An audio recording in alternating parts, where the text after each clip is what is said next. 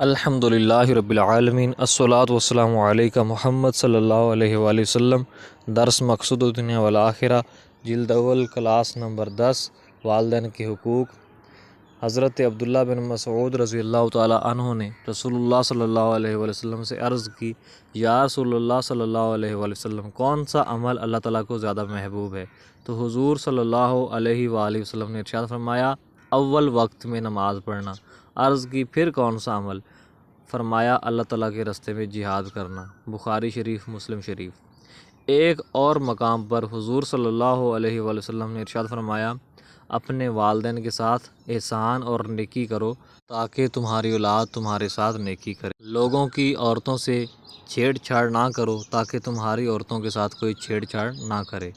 اس حدیث پاک میں رسول اللہ صلی اللہ علیہ وآلہ وسلم ان لوگوں کو رہنمائی فرما رہے ہیں جو یہ چاہتے ہیں کہ ہماری اولاد ہمارے ساتھ نیکی کرے، ہماری خدمت کرے، ہمارے ساتھ احسان کرے، ہماری فرما بردار بن کر رہے۔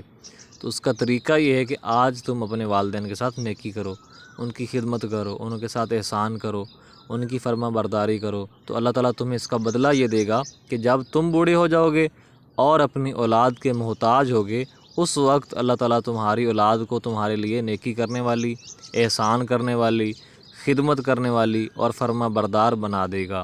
سبحان اللہ۔ اس حدیث پاک کے دوسرے حصے میں رسول اللہ صلی اللہ علیہ وآلہ وسلم کا ارشاد گرامی ہے کہ لوگوں کی عورتوں سے چھیڑ چھاڑ نہ کرو تاکہ تمہاری عورتوں کے ساتھ کوئی چھیڑ چھاڑ نہ کرے۔ کون نہیں جانتا کہ دنیا میں اکثر قتل عورتوں سے چھیڑ چھاڑ پر ہوتے ہیں۔ کوئی کمزور ترین شخص بھی یہ برداشت نہیں کر سکتا کہ کوئی دوسرا شخص اس کی ماں، اس کی بیوی، اس کی بہن یا بیٹی سے چھیڑ چھاڑ کرے۔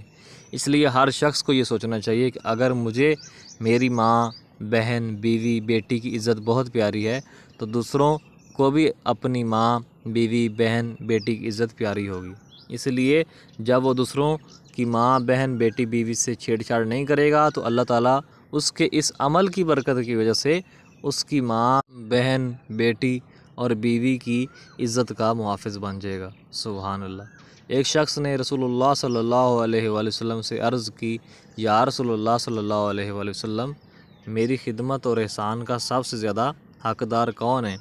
تو ارشاد ہوا، تیری ماں۔ پھر عرض کی، اس کے بعد کون ہے؟ فرمایا، تیری ماں۔ پھر عرض کی، اس کے بعد کون ہے؟ تو فرمایا، تیری ماں۔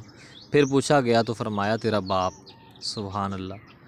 بخاری شریف، صحیح مسلم شریف۔ اس حدیث پاک سے واضح ثبوت ملتا ہے کہ سب سے زیادہ احسان، خدمت اور نیکی کی حقدار ماں ہے اور اس کے بعد باپ۔ اور یہ کیوں نہ ہو نیکی کی حقدار؟ کیونکہ ماں کے قدموں تلے جنت ہے۔ حدیث مبارکہ ہے، رسول اللہ صلی اللہ علیہ وآلہ وسلم نے ارشاد فرمایا، اس کا ترجمہ ہے کہ جنت ماں کے قدموں تلے ہے۔ تو اندازہ لگائیں، اگر ماں کے قدموں تلے جنت ہے تو اس کے سر کا مقام کیا ہوگا؟